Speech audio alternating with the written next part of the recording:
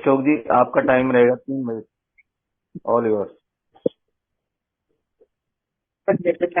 ठीक है। नमस्कार दोस्तों, मेरा नाम अशोक है, मैं एक शराबी हूँ। क्या हाँ जी मेरी अशोक आवाज जी। आप तक पहुँच मेरी आवाज आप आ तक रही पहुँच है, रही है? आ रही है, आ रही है, बढ़िया आ रही है। धन्यवाद धन्यवाद। मैं फिर से आज बहुत दिनों के बाद मैं आपके साथ में जुड़ा हूँ। मैं पॉइंटर स्नेहाचंद, इस समूह के जो ऑनलाइन ग्रुप की जो मीटिंग चलती है, तो मैं आज उन्होंने मुझे बोलने का मौका दिया।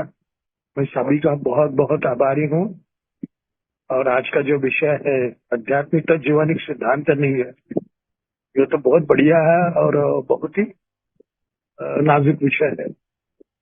थोड़े ध्यान से और थोड़ी लगन से सुनेंगे तो पता चलता है कि ये आध्यात्मिक जीवन क्या होता है और उसके सिद्धांत क्या क्या है। तो उस पर हम थोड़ी चर्चा, थोड़ी बातचीत करेंगे। मेरा परिचय तो मैं आपको दे रहा हूँ। अगर कोई भाई पहली बार इस मीटिंग में आया हुआ है या कोई भाई अभी भी विश्वास नहीं करता है कि अल्कोहलिक एनोनिमस में आने के बाद में सचमुच शराब से दूर रहकर एक अच्छा जीवन, एक सुखी जीवन, एक उपयुक्त जीवन जीने की शायद एक प्राप्त हो जाती है, तो उन सभी भाइयों को मेरा विनती है हाथ जोड़कर, ये पहली मीटिंग आखिरी मीटिंग न करें। थोड़ा सोच लीजिए, समझ लीजिए कि ये प्रोग्राम मुझसे क्या चाहता है, ये कार्यक्रम मुझे क्या दिशा देता है। तो अगर मैं इसमें कोशिश करूं, अगर इतने साल से 90 साल से करीबन 185 मुल्कों में ये प्रोग्राम काम करता है, पिछले 90 साल में करीबन दुनिया में 30 लाख लोग सोबर है, शराब से दूर है।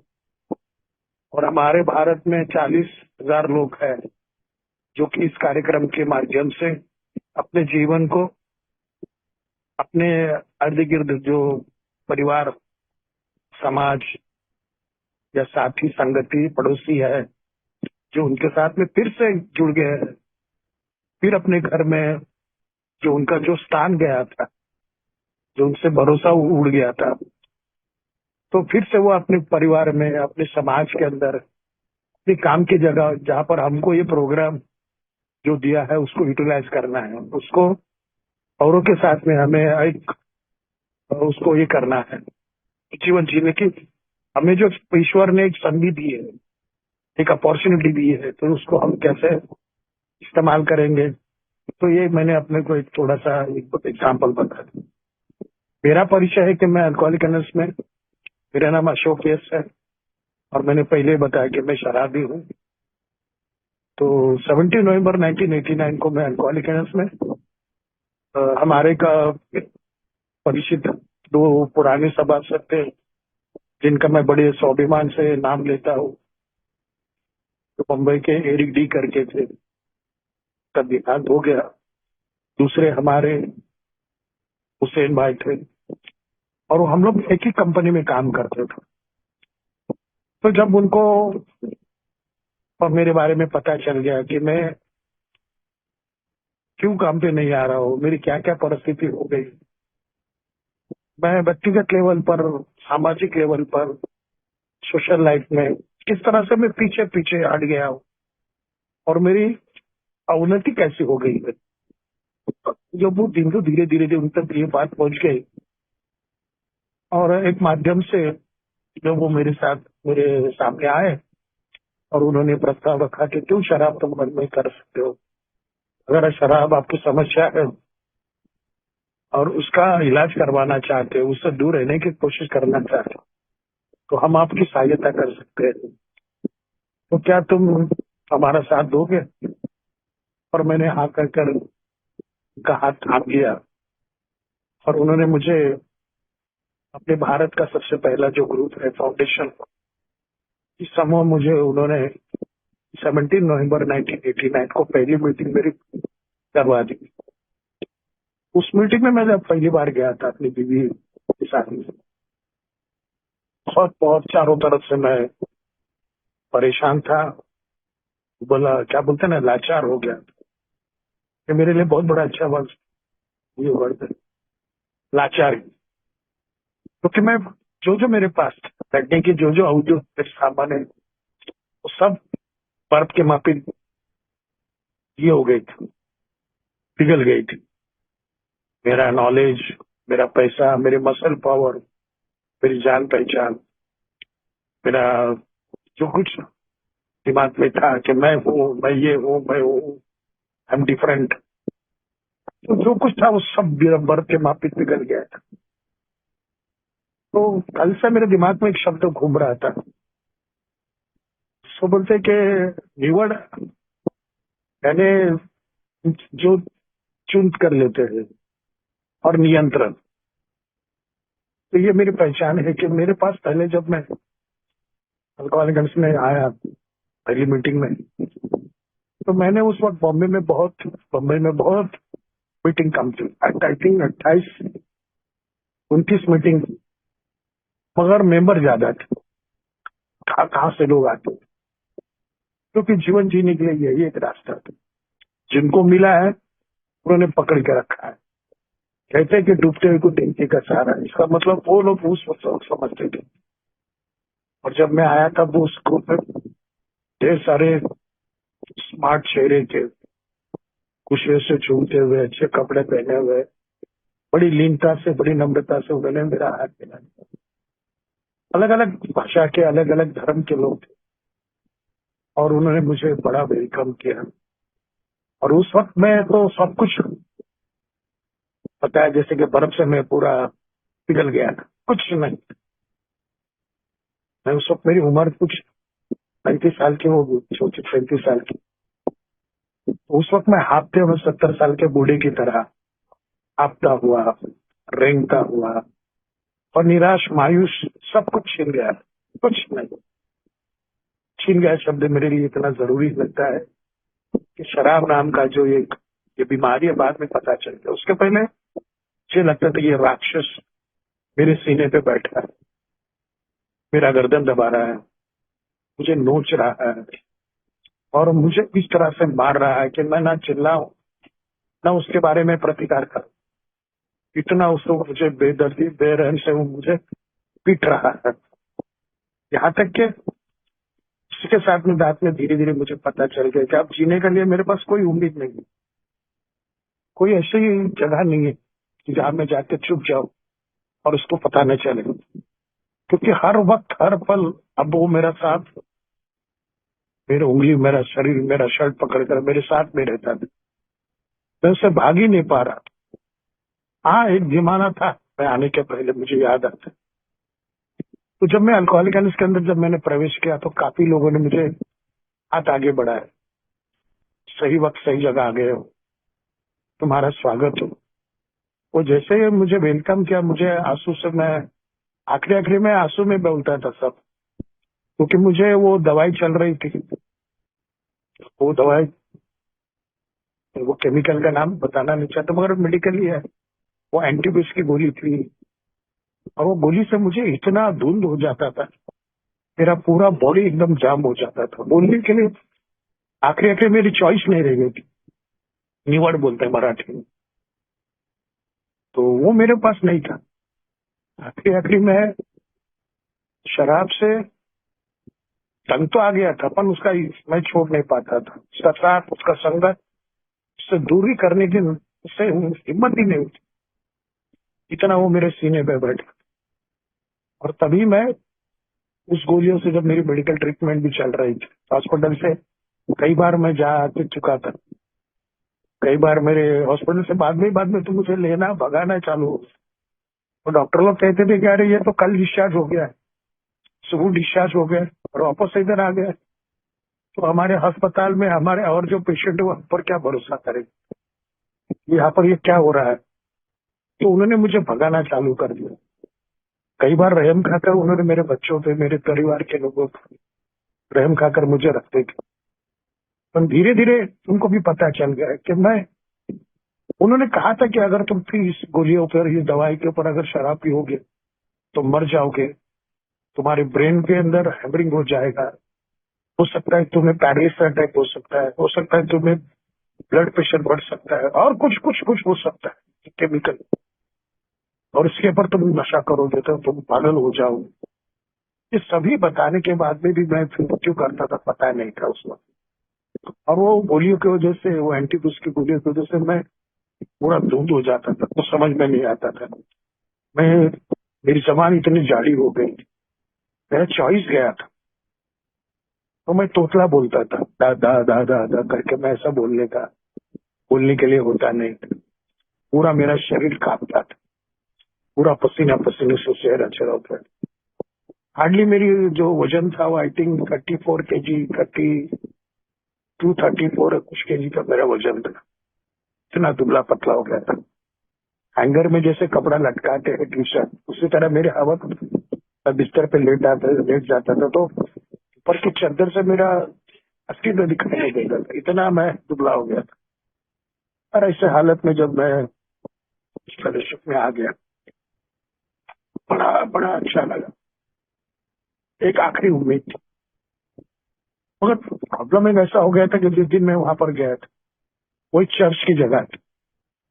और उस वक्त भी मेरे मन में एक शंका आ गई, क्या ये लोग मुझे क्रिश्चियन बनाना चाहते थे, मेरा धर्म बदली करना चाहते? मैं तो हिंदू। अगर ऐसा कुछ नहीं हुआ, जब मैं अंदर जाके बैठा तो मुझे याद है उस वक्त अल्कोहलिकर्स के जो पहले पहले मेंबर थे, जो पहले एक विठल भाई थे, अग्निश पी थे, दूसरा अगस्टिस थे।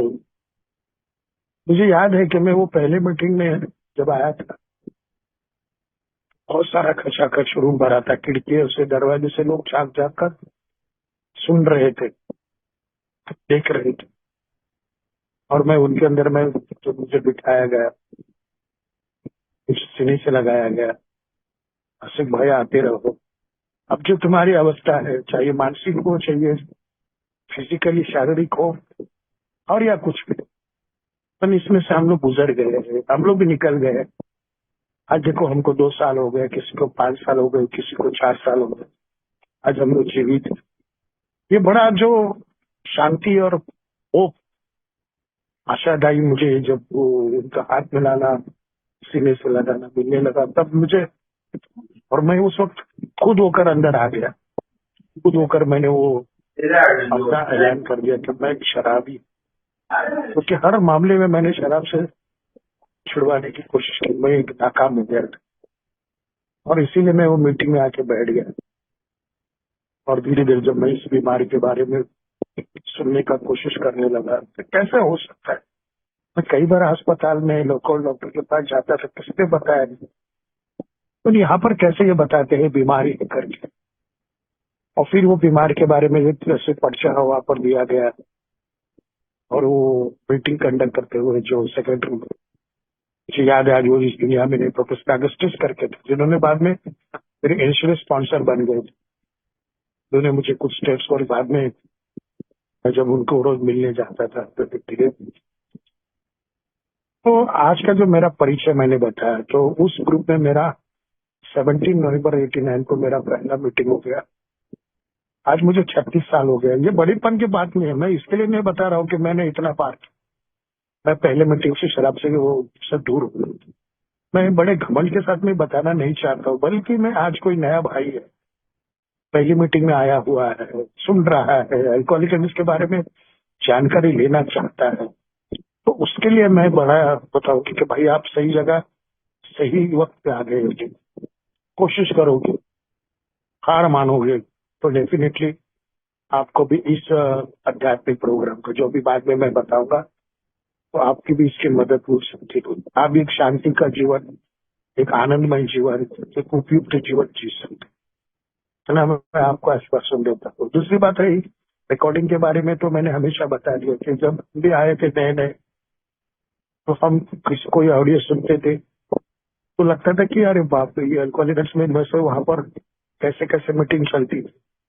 उन भाइयों को मेरा फायदा ऐसा हो गया कि मुझे अस्पताल में जो भाई है, जब काम की जगह के वक्त वो उत्सुक हुए की वजह से, बोलो जहाज में हो, पानी में हो, जमीन पे हो, उनको मीटिंग फिजिकल नहीं मिलती थी, उनको ऑनलाइन मीटिंग सुनने को नहीं मिलती थी, तो उनके लिए बहुत बड़ा उपयुक्त है ऑनलाइन मीटिंग।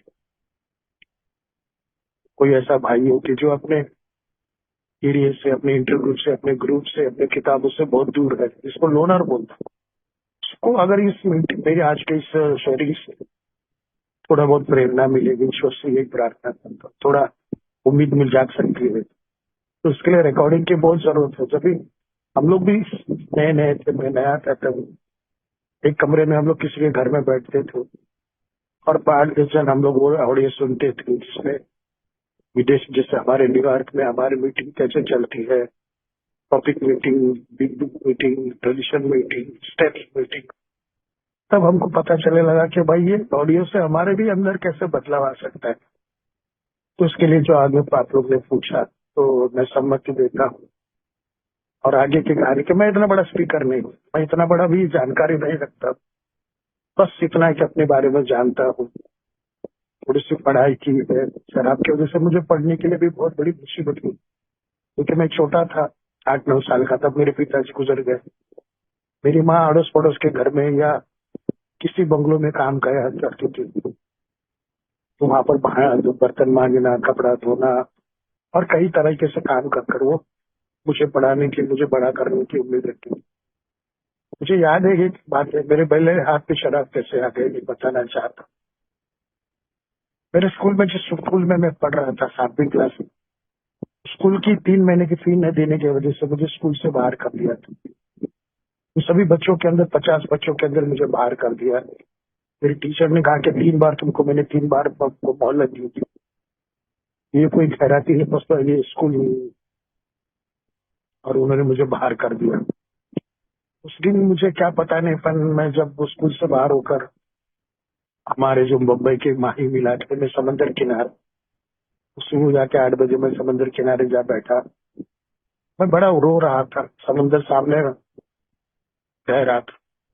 वो समंदर की लहरें देखकर मैं, मुझे भी अपने आप को रोना, मैं रोक नहीं पाया।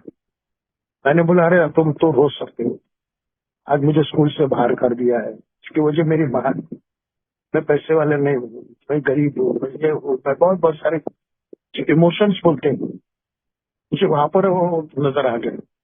जब मुझे स्कूल से बाहर करवा दिया, तो बक्सा उठाकर अपमानित कर दिया, तब मुझे बड़ा गुस्सा अपने टीचर पे आ गया। तब वो स्कूल पे, वो बच्चों पे, वो सब पे, इसके पर मुझे बड़ा गुस्सा, बड़ा खुन्नस, बड़ा चिढ़ आ गया। और फिर बाहर आने के बाद मैं जाऊं कहाँ, समझ में नहीं आता। समंदर के किनारे आके बैठ गया, और जैसे समंदर की लहरें सामने आती थी, तो मैं रोने लग गया इमोशनल। अगर आज मेरा बाप होता, अगर ऐसा नहीं होता। तो उतने में मैं सोचते सोचते, रोते रोते बहुत पीड़ादायक हो रही थी। तो कुछ ही पल में मेरे वर्ग मित्र वहां पर आ गए।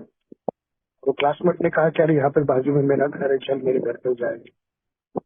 खाना हाँ करते करते मैं उसके साथ में उसके घर गया। उसके घर में शराब बेचा करते थे, वो बात के पर मुझे पता चल गया।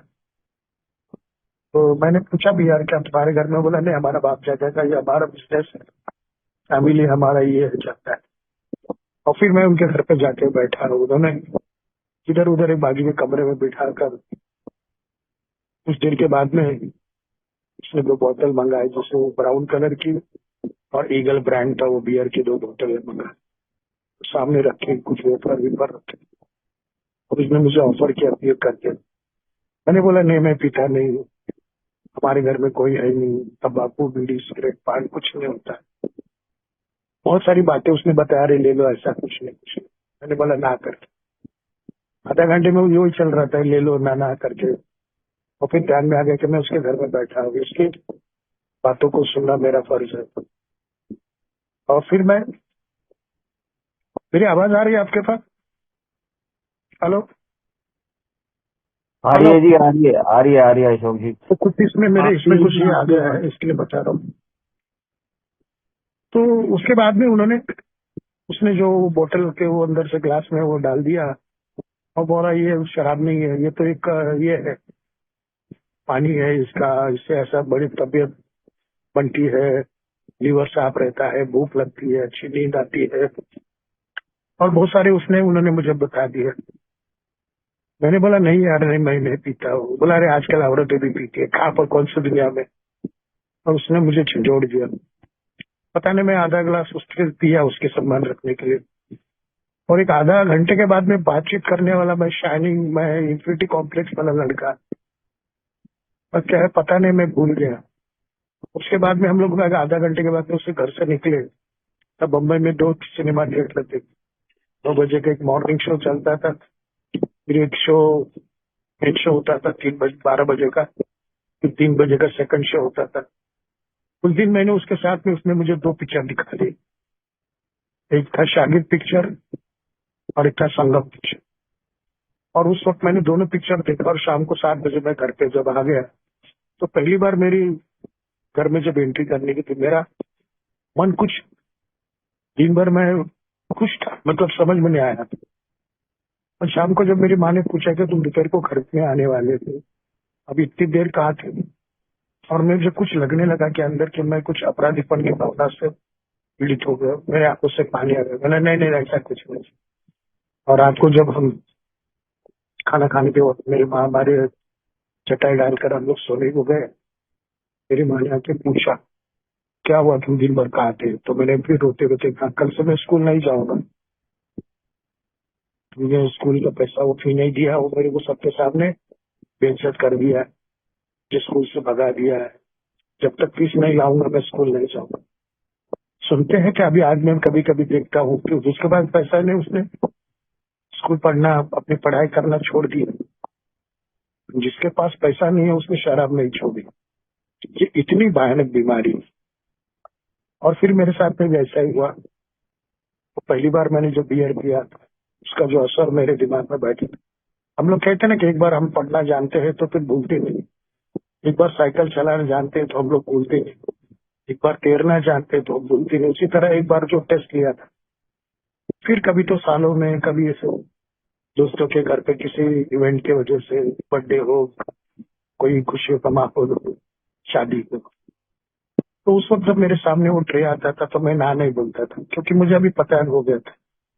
अब धीरे धीरे मेरा वो जो चॉइस था, ये चॉइस आता था, हाँ बोलना या ना बोलना, अच्छी पीना, उसके साथ में बहुत सारे कोल्ड ड्रिंक्स बोलो, कोई बर्फ बोलो, कोई पानी बोलो, मिक्स करके पी। ये जो चॉइस था, मैंने बोला ना कि नींद जो पीने का मेरा ये जो था, पर बाद में धीरे धीरे ये जो अवॉर्ड, ये जो रिवॉर्ड, ये जो चॉइस, बाद में धीरे धीरे फिर 1 साल का, 6 महीने, 6 महीने से फिर संडे पे आ गया। फिर ऐसा तरह से कुछ ना कुछ बहाने से मेरे दीवान में आई शराब पड़ गई, और मैं शराबी हो गया। फिर भी मैं मानता नहीं था कि मैं शराब, मैं छोड़ दूंगा, मैं बंद कर दूंगा, मुझे मालूम है। और मैं अपने परिवार के साथ में इसी पर जब चर्चा होती थी, अपने समाज के अंदर, मेरे रिश्तेदारों में, वो बोलते थे कि आजकल ये ऐसा क्यों होता है, पहले नहीं पीता तो कितना बड़ा अच्छा था। शायद किसी ने उसको पाउडर में मिला दिया है, किसी ने और कुछ कर दिया है, ब्लैक मैजिक किया है। तो वो भी मेरे घर वाले मानते थे, और इसके लिए मंदिर मस्जिद ये वो सब चल रहा था। तो पता नहीं चला कि ऐसा क्या होता था मुझे। धीरे धीरे मंदिर में जाना, चर्च में जाना, मस्जिद में जाना, मैं जाया करता था। मैं हर धर्म को, हर भगवान को, हर प्रार्थना को मानता था। मैं आस्तिक था, मैं नास्तिक नहीं था। ईश्वर मेरे साथ में काम करता है। ईश्वर जब मैं, फिर मुझे याद आता है जब मैं छोटे स्कूल में परीक्षा के लिए जाता था, तो मैं भगवान के जो भी मंदिर रास्ते में है, तो उसको मैं नमस्कार हाथ जोड़कर जाता था। मैं कहता था तो कभी कभी कि मैं, अगर मैं पास हो गया तो आपको 5 पेड़ा रख दूंगा, आपके सामने नारियल रख दूंगा। तो मैं आस्तिक था। पर जैसे जैसे मेरी शराब का जब मेरे साथ में होने लगा, मेरी वजह से मेरे घर में झगड़ा होने लगा, मैं झूठ बोलने लगा। वो बोलते ना कि शराब की वजह से जो जो विकृतियां है, जो जो बीमारी के बारे में बताया गया है, जैसे हम लोग को अपने बिग बुक में लिखा गया है, मैं थोड़े थोड़े संदर्भ दे दूंगा, पर मैं ये पेज पे ये लिखा है उतना मैं नहीं सकता। पर मुझे जो बिग बुक मुझे मालूम पड़ गया, मैंने जो पढ़ा, तो उसमें हर पन्ने में मैं देखता था कि मेरी पहचान कहाँ पर है, ये किताब में मेरी कहानी कहाँ पर है, ये मेरे बारे में कहाँ पर है। और मैं ये आइडेंटिफिकेशन देखता था, अब उसी को देखता था कि क्या ये मेरे जीवन में हुआ है क्या। तब पता चला कि डॉक्टर जो ओपिनियन है, बस डॉक्टर जो हमारा भी दूसरे पहला चैप्टर है, डॉक्टर ओपिनियन करके, तो उसमें जो डॉक्टर ने जो शराबियों के बारे में जो बताया है, तो जब मैं फेलोशिप में आने लगा, सुनने लगा, और खुद ठोकर तो मैंने सवाल तो यही हुआ था कि उसकी वजह से मुझे हेलुसिनेशन, उसकी वजह से मुझे कई परेशानियां उठानी पड़ गई। सो मैंने एक्सेप्ट किया था। और यहाँ पर लिखा तो वहां पर बोर्ड पे तुलना मत करो, एज इट अब तक तुम्हारा कुछ नहीं गया होगा तो।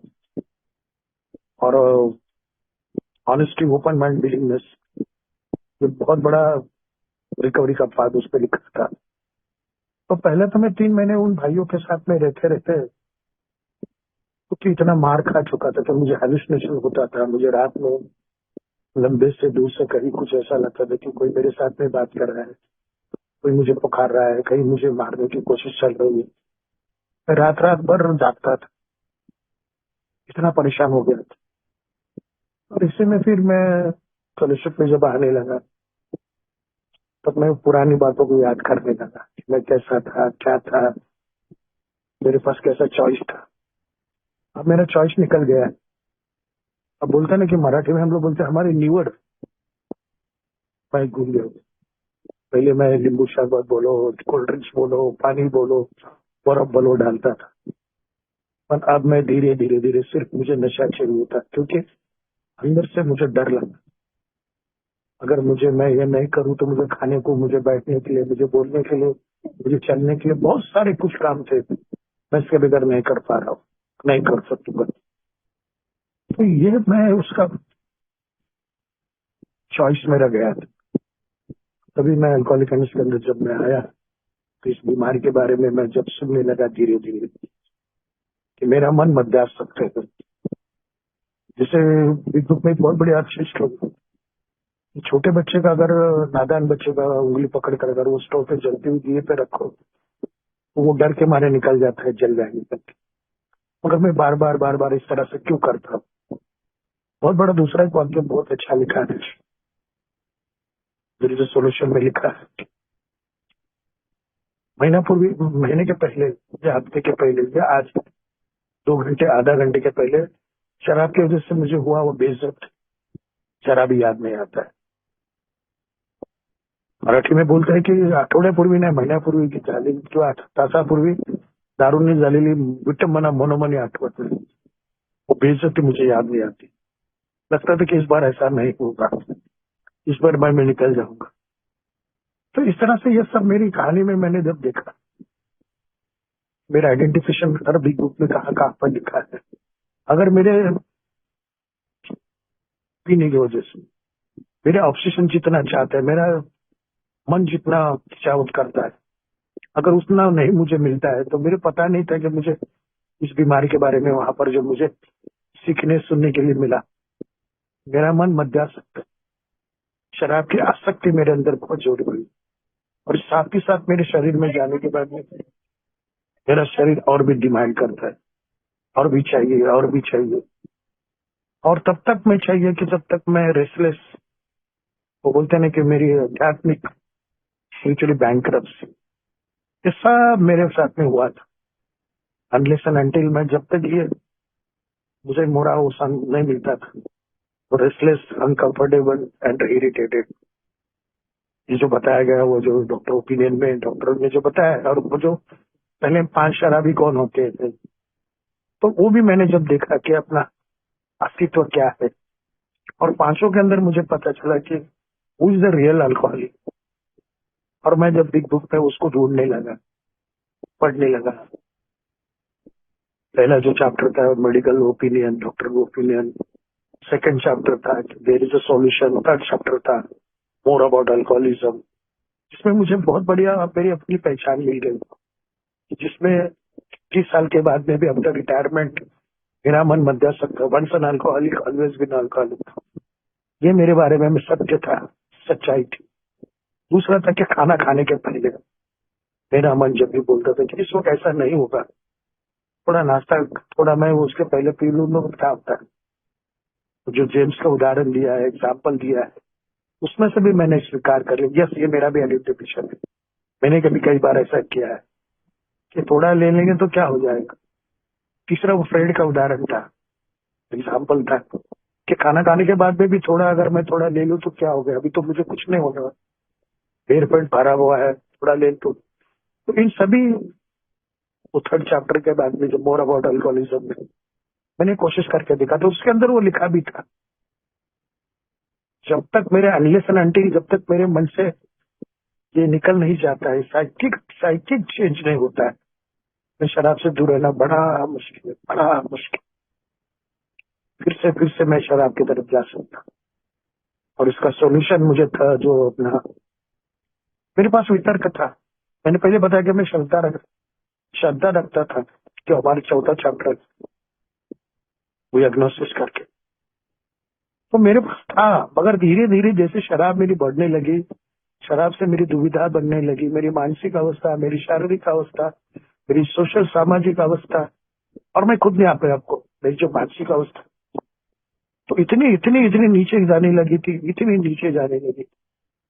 तब मुझे याद में आ गया था कि मेरी विश्वास है, मेरी जो श्रद्धा है, चाहे भगवान पे हो, चाहे घर पे हो, चाहे इंसान पर हो, चाहे और किसी पे हो, वो धीरे धीरे इतना कठोर हो गया था और मैं अग्निवादी हो गया था। अगर है भगवान तो इस तरह से वो क्यों कर रहे हैं?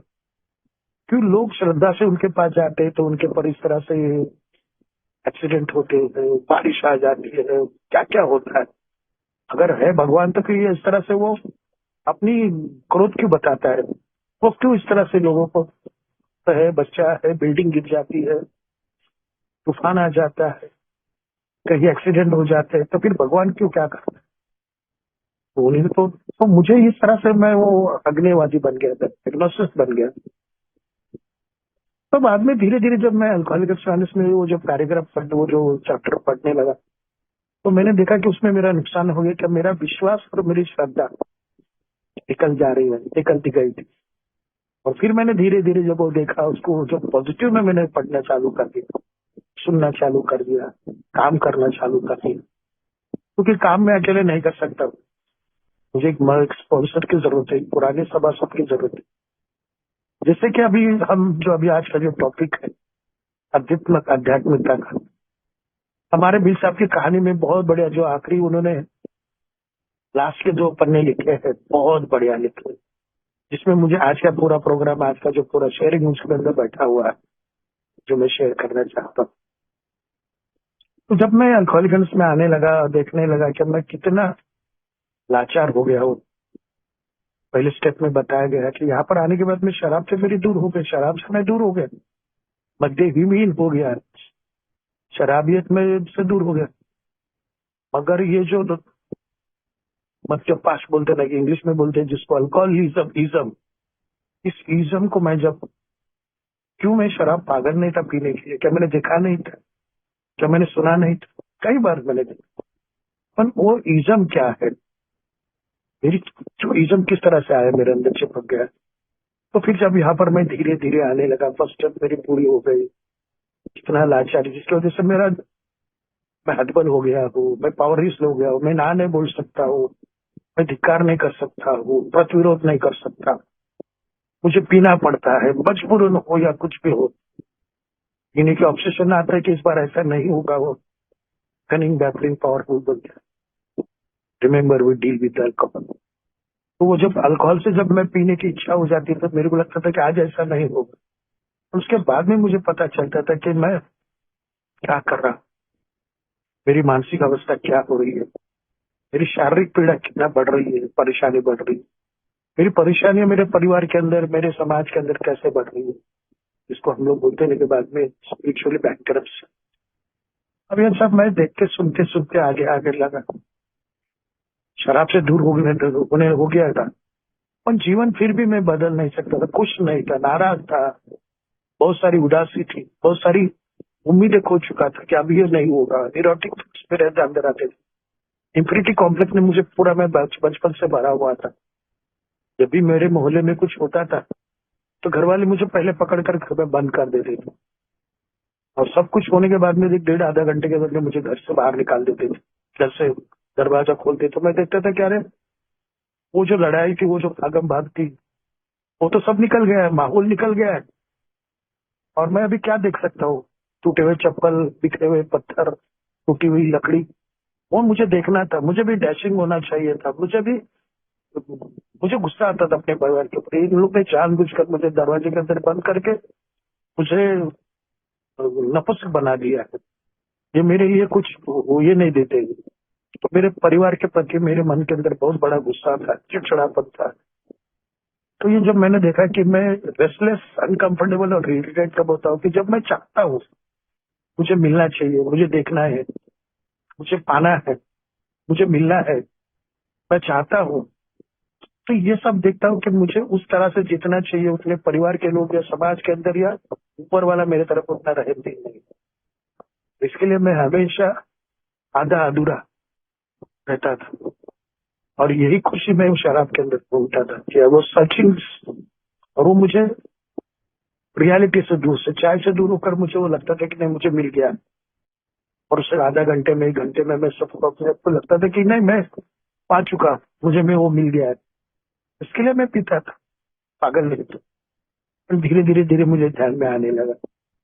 अल्कोहलिक में आने के बाद में पता चला कि जब जीवन जीता था तो शराब की वजह से जी रहा था, पर अभी शराब या अल्कोहलिक में आने के बाद में दूर हो जाते, और अब यार शराब के मुझे जीवन जीना है, कठिन लगता था। और तब मैंने वो फर्स्ट स्टेप में देखा कि व्हाट इज मेरी अनमैनेजेबिलिटी क्या थी। रिश्ते थे, अंदरूनी मन से, मैं बोलता ना कि हमारे 2 कॉन्शियस माइंड, सब कॉन्शियस अनकॉन्शियस माइंड में, मेरे अंदर 2 मन है। बाह्य मन है, एक अंतर मन। अंतर मन में मैंने क्या क्या करके बाट काटे बांध के रखी है बचपन से। मैं कितना स्वार्थी हूँ, मैं कितना आत्म केंद्रित हूँ, मैं कितना डरपोक हूँ, मैं कितना अप्रामाणिक हूँ।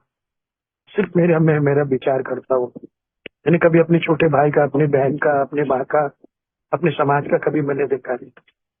समाज के अंदर भी मैं देखता था कि अगर मेरे को किसी की शादी में किसी के घर पे बैठने के लिए चटाई या चेयर नहीं दिया, इसलिए मुझे मेरे बारे में आओ, कैसे हो, क्या हो, कुछ बातचीत नहीं करते, तो मुझे बड़ा गुस्सा आ जाता था, चिड़चिड़ा हो जाता था। तो ये चिड़चिड़ा होना, ये गुस्सा होना, ये नाराज होना, ये सब बातें मुझे धीरे धीरे समझ में आ रही थी कि ये मेरे इमोशंस क्या है। इसके वजह से मेरी जो उनके साथ में रिलेशन होना चाहिए, उनके साथ में जो बातचीत होना चाहिए, संबंध सुधारना चाहिए, मेरे पास नहीं था। ये मेरी अनमैनेजेबिलिटी थी। गया हुआ समय, गया हुआ मेरी उम्र, ये सब मैं वापस नहीं ला सकता था। और मेरी अनमैनेजेबल बोलते ना कि मनी पावर, पैसा चाहिए था, ये सब कुछ चाहिए था, वो अभी मेरे पास कुछ नहीं था। तो ये मुझे फर्स्ट स्टेप में धीरे धीरे जब मैंने वो स्पॉन्सर किया, उन्होंने मुझे समझाया कि अशोक भाई अभी शराब से तू, अगर आप जो बता रहे हैं कि आप खुश नहीं है, अभी भी आपके पास उदासी है, अभी भी सामने वाले को फेस करने के लिए, उनके सामने जाने के लिए डरते हो, अभी भी बहुत सारी नाराजगी है, बहुत सारी अभी भी ऐसे कुछ भी परेशानियां हैं, तो तब मुझे ये सब कुछ करने के लिए कुछ प्रोग्राम, बोले कि रिकवरी प्रोग्राम है, इसके ऊपर ये प्रोग्राम। और वो पुराने भाइयों ने वो मुझे बता दिया कि आप क्यों नहीं अपने चलो ये जो रिकवरी का प्रोग्राम है आप उसको लेकर। और फिर मैंने वो उनके साथ में रहकर धीरे धीरे वो स्टेप वर्क करने मैंने चालू कर दिया। जो बोलते हैं कि जो इज्म था, जो इज्म मेरे अंदर के, जो मेरे इंस्टिंक्ट्स, जो मेरे मन के पीछे ढोकर चाहते थे, चाहे मेरी सिक्योरिटी हो, चाहे मेरा अहंकार हो, मेरा ईगो हो, मुझमें गुस्सा क्यों आ जाता है, मैं चिड़चिड़ा क्यों हो जाता हूँ, मैं इनकम्फर्टेबल क्यों हो जाता हूँ, मेरे में अंदर इनसिक्योरिटी की भावना क्यों आती है, मेरे में डर किस किस प्रकार का आता है, मेरे अंदर श्रद्धा क्यों नहीं है, मेरे अंदर विश्वास क्यों नहीं है, मैं लोगों के साथ में क्यों मिलजुल कर काम नहीं कर सकता हूँ, मैं अपने आप को डिफरेंट क्यों समझता हूँ। ये सारी बातें जब मैं ढूंढने लगे, ये जो मैं अभी आ रहा है, तो पहले तो मैं तुम्हारे ये में क्या होता है, कैसे होता था, पर मगर जब मैं धीरे धीरे जाने लगा, सुनने लगा, और तब पता चला कि ये शराब छोड़ने की जगह नहीं है। बंद हुई शराब दोबारा हाथ में नहीं आना चाहिए। उसके लिए एक आध्यात्मिक प्रोग्राम है, स्पिरिचुअली प्रोग्राम है।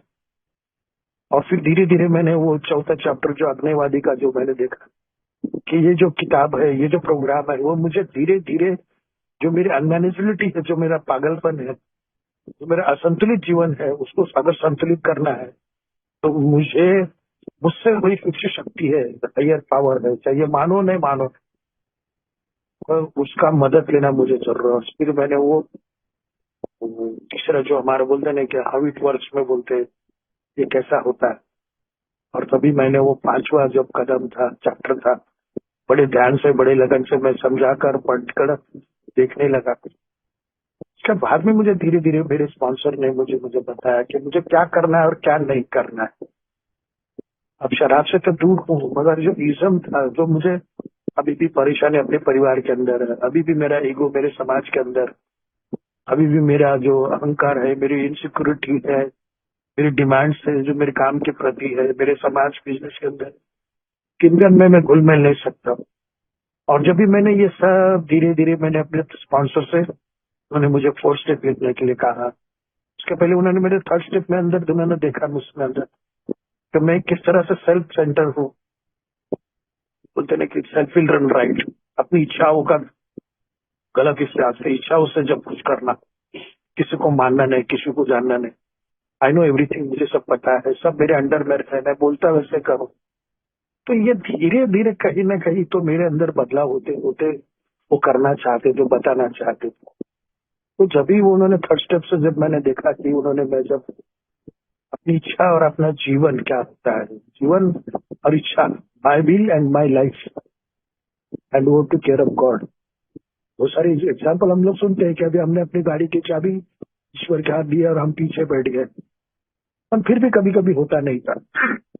फिर भी मुझे लगता था कि नहीं, मैं बता रहा हूँ समाज को, मेरे परिवार को, मुझे मालूम है, मैं जानता हूँ, मैं बोलता हूँ, आप मुझे क्यों नहीं सुनते हो, आप मेरी बात क्यों नहीं मानते हो। तो इस तरह से ये जो मेरे अंदर का जो अहंकार था, मैं था जो सेल्फ सेंटर्ड था, तो उसको जब मैंने इन भाइयों के वजह से, इन प्रोग्राम की मदद से, जब मैंने अंदर अपनी जो मानसिकता का बदलाव करना है, मुझे एक अपने व्यक्तित्व के अंदर होता ना कि मेरा जो पर्सनैलिटी जो है, वो पर्सनैलिटी को चेंज करना है।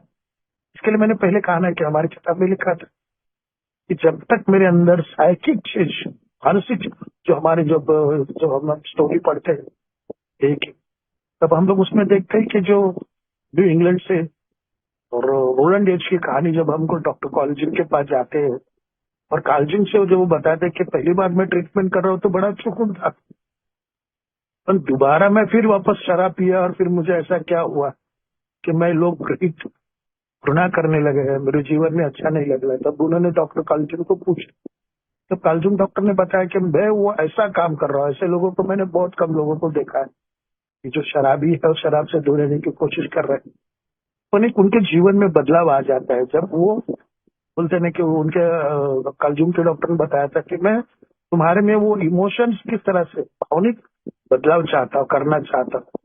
और ये मैंने भावनिक बदलाव होने के बाद में उन लोगों को मैंने देखा जिन्होंने, उन्होंने वो ऑक्सफोर्ड ग्रुप का उदाहरण दिया था, जहाँ मेंबर कैसे डॉक्टर अपना वो फादर शू मेकर के इसमें वो ये हो रहे थे, उनके अंडर रहकर how the doctor William James का लिखा है वेराइटीज एक्सपीरियंस ऑफ रिलीजियस, धर्म कैसे काम करता। तो वो बदलाव मैं करना चाहता हूँ। तो जब भी वो उन्होंने वो काम रोलैंड के ऊपर किया, और रोलैंड ने जब वो बताया कि इस तरह से जब तक मेरी अंदर की जो भावना है, मेरे इमोशंस, मेरे कैरेक्टर्स, मेरी इच्छा, मेरा जो बिहेवियर है, उसके अंदर जब तक मैं बदलाव नहीं लाऊंगा, ये अब नामुमकिन है। मैं फिर से शराब पी सकता हूँ, फिर से मेरा वही बर्बादी का रास्ता। और यही कहानी जब अपने बिल साहब की जो स्टोरी में, कहानी में बताया गया है कि जब एबीटी थैचर, जब बिल साहब की जब उनको जब ध्यान आता है कि अपना दोस्त स्कूल का एक शराबी इस बीमारी में फंसा हुआ है, और तब वो उनको मिलने के लिए जाते हैं, तो तब वो ऑफर करते हैं। बिल साहब बोलते हैं कि कोई बात नहीं, आप आ जाओ, सामने मेज पे रखा हुआ जिनकी दो ये है, पीते पीते हम लोग बात करेंगे, बहुत एंजॉय करेंगे, पुरानी यादों को ताजा कर देंगे। और जब वो उनको ऑफर करते हैं तब वो बताते कि नहीं, मैंने पीना छोड़ दिया है, पीना बंद कर दिया, मैंने धर्म की दीक्षा ली है। तो तभी बिल साहब बोलती है धर्म की दीक्षा चलो कुछ भी बोलने दो, मेरे पास तो है। मगर जब बिल साहब के सामने बैठा हुआ, जब रोलैंड एच अपना एबीटी जब अपनी कहानी सुनाता है और वो बोलता है कि अगर इससे बाहर आना चाहते हो तो तुम्हें अपने अंदर परिवर्तन लाना होगा। जिस तरह से मैंने अपने जीवन, मुझे जिस तरह से वो उस ऑक्सफोर्ड ग्रुप ने मुझे बताया था, तो पहले वहां के जो 6 स्टेप्स कि अपने अंदर से बाहर आने के लिए मुझे अपने मैंपन है जो वो छोड़कर बाहर आकर, मैं जिन लोगों को दुखाया है, जिन लोगों को परेशान कर दिया है, मैंने जिन जो पापों को कुछ किया है, तो वो सब निकाल कर मुझे उसमें अंदर बदलाव लाना है। तो बिल साहब को जब एपीटी ने सब बता दिया कि अगर ये तुम सब को करोगे, अपने से जो दूसरों को मदद करने की कोशिश करोगे, अपने अंदर के जो बदलाव है वो बदलाव तुम करते रहोगे, तो दूसरे के लिए त्यागमय जीवन है, सैक्रिफाइस क्या होता है, दूसरे को मदद देने के लिए अगर ये नहीं करोगे, तो बोलते ना कि हमारे में कि ये खाली ये नहीं है, तो श्रद्धा खाली श्रद्धा से नहीं काम होता, तो उसके लिए हमको एक्शन की जरूरत है। Action is magic word. तो श्रद्धा बिना मृत्यु होगा, अगर एक्शन नहीं करोगे तो इसके लिए जब इन सब को जब रवि बताते हैं कि जब तक तुम्हारे अंदर जो जो भरा हुआ कूट कूट के भरा है, उसको निकालने के लिए जब आप बिल साहब जब दिसंबर में टाउन हॉस्पिटल से जब डिस्चार्ज हो जाते हैं, तो वो कोशिश करते हैं, जब ये भी बताता है उनको कि पूरी जीवन में बदलाव लाने के लिए उनको क्या क्या करना है। ये जीवन भर हमारा रास्ता चलने का, वो आध्यात्मिक रास्ता चलने का नहीं है, मगर इसको कोशिश करना हमारा काम, क्योंकि हमारी सांस हमारे हाथ में नहीं है। जैसे इलेक्ट्रिक फैन का बटन, जैसे एसी का बटन अपने हाथ में होता है, तो हमारे नाक का अंदर का जो श्वास चलता है, हमारे जो जो हम जो सांस लेते हैं, उसका बटन हमारे हाथ में नहीं। तो ये जो बताया गया है उन्होंने, जो कि ये करने के लिए हमको निस्वार्थ भावना से दूसरों को मदद करना है, दूसरे के साथ में रहना है, दूसरे को त्याग में जीवन बताना है। अगर हम ये नहीं करेंगे तो कभी भी ऐसे कुछ माहौल आ जाएगा, ऐसे कुछ सिचुएशन आ जाएगी और जिसमें हम दोबारा शराब पी सकते हैं, यानी अपनी मौत को हम बुलावा दे सकते हैं। तो हमको अगर ये सब कुछ करना होगा, क्योंकि जीवन एक रात के अंदर है, नहीं है। मैं बच्चा था तभी मैं अभी भी मैं बच्चा नहीं रह सकता, मैं फिर बाद में आज मेरे बाल काले नहीं है, मेरे बाल सफेद हो गए, तो नेचर का रूल है, परिवर्तनशील, जो हमारे सेकंड ट्रेडिशन में बताता है। हर एक को मौका मिलना चाहिए, हर एक को जीवन जीने का संधि भी देना ऊपर वाले ने दिया है। तो तभी हमने देखा कि आध्यात्मिक जीवन हमारा पूरा बस हो गया। अब हमने जो किया ऐसा नहीं, जो हमको 50 साल के बाद में, जब भी वो 55 साल के बाद में भी शराब पीता है, तो once an alcoholic always an alcoholic, तो पता चलता है कि उसके लिए एक्शन की जरूरत है। उसके लिए मुझे अपने अंदर के जो इमोशंस है, अपने अंदर के जो परिवर्तनशील है, तो इसके लिए जो स्टेप्स वर्क मैंने जो सुना, तो चौथा कदम में मैंने देखा था कि मैं अपने अपने अपने आप को कितना क्या समझता, किस तरह से मैंने लोगों को दिखाया, किस तरह से लोगों पर मैं डिपेंड था, किस तरह से मैं डिमांड चाहता था, उनकी भावनाओं को, उनकी इच्छाओं को मैं नहीं मानता, सिर्फ मेरी सुनो, मैं बता रहा हूँ वही सच। तो कितने लोगों को मैंने वो दिखाया, जब मैंने वो जो लिस्ट बनाए थे कि मेरे अंदर गुस्सा क्यों है, मेरे अंदर डर क्यों है, मेरे अंदर ये सारा सब कूट कूट के क्यों भरा हुआ है। और जब मैंने वो जो लिस्ट बनाई, और जब मुझे ये 5वां कदम में जब मैंने अपने स्पॉन्सर को बताया, उन्होंने पढ़ा, उन्होंने देखा, और तब उन्होंने मुझे बताया कि ये सब निकालना जरूरी है। इस तरह ये भी कल्चर ने भी सबको बताया था। जब तक ये नहीं करूंगा तो मेरे मन में अंदर शांति, खुशी, आनंद नहीं आ सकता है। 5वां कदम और उस पर कैसे चलना है, उसके ऊपर कैसे काम करना है, तो वो 5वां कदम हमारे स्पॉन्सर हमको बता देते हैं, हमारे मार्गदर्शक जो हमको बताता है। ये जो हमने छिपा के रखा है, बोलते नहीं कि जो हमारे मन के अंदर 5वां कदम बोलता है, मैं उसको निकालूंगा नहीं, जो मैं अपने कपट के अंदर जो मैंने अपने कारनामे छिपा कर रखे, उसको खोलूंगा नहीं, उसको बताऊंगा नहीं, उसको सामने मैं नहीं लाऊंगा, तो कभी भी मेरा ये हो सकता है, मैं मर सकता हूँ, शराब पी सकता हूँ। तो 5वां कदम में मुझे रास्ता आसान करने के लिए बहुत बड़ा एक प्रॉमिस दिया है, राजपथ बता दिया है।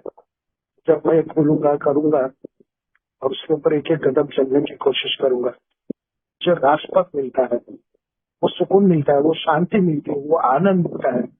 और फिर मैं 6वां 7वां कदम में जब मैं देखता हूँ कि मेरे स्वभाव देश क्या है, मैं अभी भी अपने स्वभाव देश छोड़ने के लिए तैयार नहीं होऊंगा, तो मैं दुख में रहूंगा, तो मैं गॉसिपिंग करूंगा, तो मैं बुराई आदर्श से वो जो हमारे जो भागवत होता है, तो मुझे 6वां कदम में मैं रेडी हो गया था।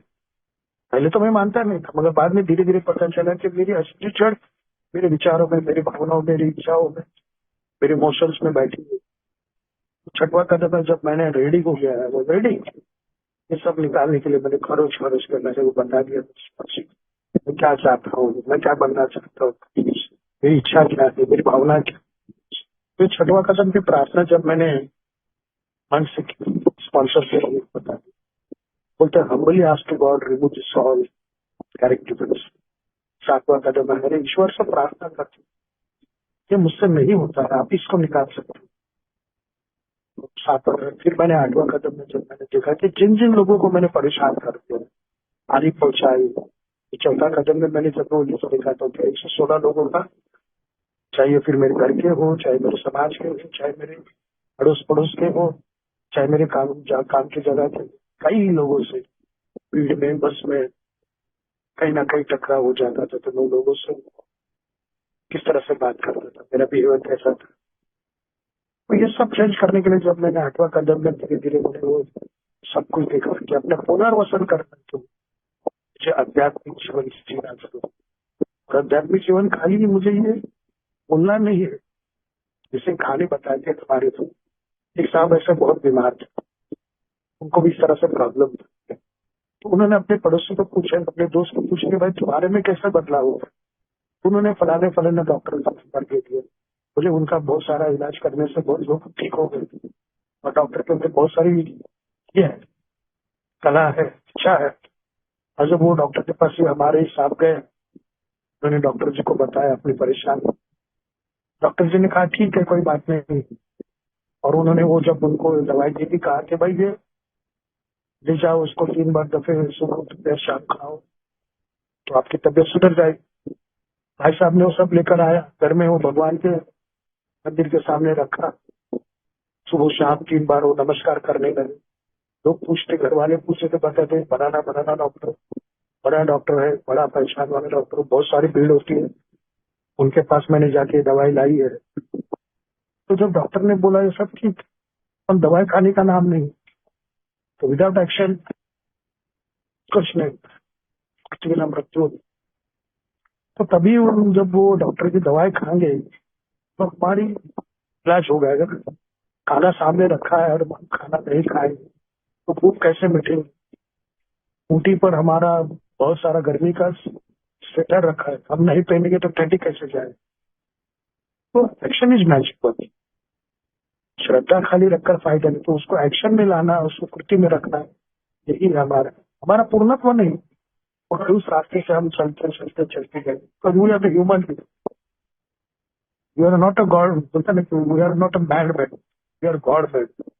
ईश्वर ने हमें पैदा किया, ईश्वर ने हमें नाक चेहरा सब कुछ भी दिया। ईश्वर ही जानता है कि हमको उसने किस तरह से क्यों लाया है पृथ्वी पर। जैसे बोलता ना कि भाई, मैं हमेशा बोलता हूँ कि माँ के पेट के अंदर था 9 महीने, आज इंसान कुछ भी बनाना चाहता है, छोटा सिंपटिक पिन बनाना चाहता है, टांचनी बनाना चाहता है, तो उसके लिए किसी इंस्ट्रूमेंट की जरूरत पड़ती है, जगह की जरूरत पड़ती है, लाइट की जरूरत पड़ती है, केमिकल की जरूरत पड़ती है।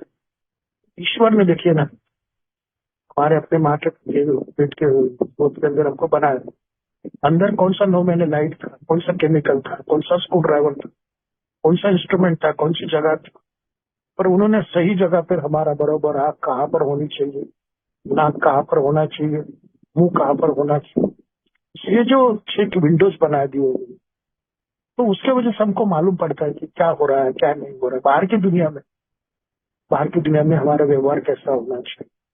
तो हमको ये जो हमारे जो सेंसिटिव इंद्रिय बोलते हैं उसमें, तो हमारे जो इंद्रिय जो है हमको काम करते हैं, तो ईश्वर ने सही जगह पे बनाया।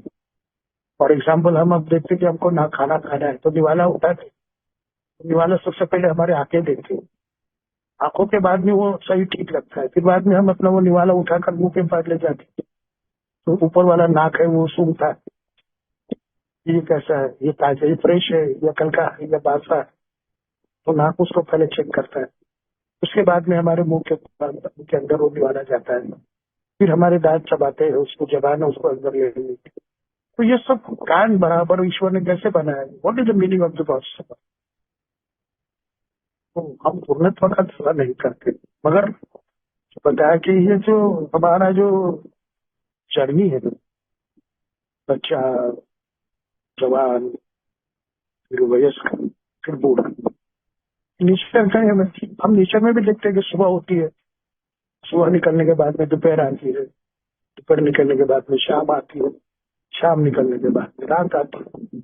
तो इस तरह से ये रूल होना ही चाहिए। जैसे बिल साहब को उनके जो दोस्त थे बताया था उन्होंने कि अगर आज आज उन्होंने देखा कि भाई आज जब लोग अपने जीवन में देखते थे, लेकिन उन्होंने पूछा भी कि देयर इज अ गॉड, अगर कहीं यहाँ पर परमेश्वर है तो अपने अस्तित्व दिखाई दे। लेकिन ये सब करने के पहले जो बेटी ने बताया था कि अपने अंदर का स्वार्थ छोड़ दो, अपने अंदर की ये था कि जो अहंकार था उसको निकाल दो, दूसरे के साथ में कैसे रहना है, दूसरे के लिए क्या सैक्रिफाइस करना है, जो मुझे मिला है वो दूसरे को किस तरह देना है, सच्चाई से मुझे निस्वार्थ भावना से लोगों से किस तरह से ये बनाना है। तो बिल साहब ने देखा और उन्होंने वही सोचा इसके साथ कि हम आज से हम यही काम करेंगे कि दूसरों के लिए हम क्या कर सकते हैं, हम निस्वार्थ जीवन कैसे जीना है, दूसरों के लिए कैसे त्यागमय जीवन जीना है। दूसरों को ऐसे करते करते उन्होंने देखा कि जो लास्ट के जो इस स्टोरी के अंदर जो लास्ट के जो 2 पेज पूरा आज का जो टॉपिक है उसके ऊपर उस बयान देता है कि अगर हम समझेंगे कि अभी हमको मालूम पड़ गया है, हमको हम जानते हैं, हम मानते हैं, तो ये नहीं हो सकता। इसके लिए हमको ईश्वर की इच्छा क्या है तीसरे कदम में हमें बार बार बता देता है। और ये करते करते हमारे 10वां कदम में हम देखते हैं कि भाई जब हम 9वां कदम में हम माफी मांगते हैं, भरपाई करते हैं। अभी समय बहुत कम है, मैंने भी ऐसा कुछ किया है, मुझे करना लगा, करना पड़ा। एक को मैं याद है कि एक मेरे जीवन में ऐसी घटना हुई जब मैंने वो कितनी बार मैं सोबर होकर भी 4 साल में शराब से दूर था, मगर चैन से अपने घर में बैठ नहीं पाता था, चैन से मैं घर में सो नहीं सकता था, खाना नहीं खा सकता था, इतना डराव मेरे था। क्योंकि एक सामने वाले औरत को मैंने गलत नजर से देखा था, मेरी भावनाएं बहुत विकृत थी। और जब भी मैं रात को उनको मैंने परेशान करने के लिए उनको गलत अपनी इरादे से मैंने उनको जगाया, उनका हाथ पकड़ना चाहा, जब उन्होंने पता चल गया कि ऐसा ऐसा हो गया। तो एक आध्यात्मिक जीवन जब मैंने ये बात अपने स्पॉन्सर से बताया कि अभी भी मैं 4 साल सोबर हूँ, अभी भी मैं डरता हूँ, अपने घर में बैठ नहीं सकता हूँ, बाहर मैं अभी भी अपने माँ को, अपनी बीवी को नजर से नजर नहीं मिला सकता। अभी भी मुझे उस औरत को देखता हूँ, मेरे कुछ सामने रहती है। तो उनको देखने के बाद में मुझे डर लगता था कि शायद वो किसी औरत लोगों को, वो 4 लोगों को बुलाकर मुझे मारना चाहते हैं, मुझे बेइज्जत करना चाहते हैं। सोबर हूँ, शराब से दूर, मगर ये नहीं चाहता था। तो मेरे स्पॉन्सर ने कहा कि नहीं, तुम ईश्वर की प्रार्थना करो, ईश्वर पर श्रद्धा रखो, विश्वास पर भरोसा रखो। और सचमुच में ऐसा करते करते एक दिन ऐसा कुछ हो गया। 4 साल के मैं मीटिंग से आ गया था, तो मैंने बीवी को बोला, खाना खाने के लिए मैं ऐसा देखता, तो सामने मेरी आवाज आ गई। तो बेचारी वो मेरी बीवी ने बताया कि बेचारी उस सामने वाले औरत है, वो थाना के सिविल हॉस्पिटल में उसको कैंसर हो गया, एडमिट हो गया, उसको लाइव ब्लड की जरूरत है।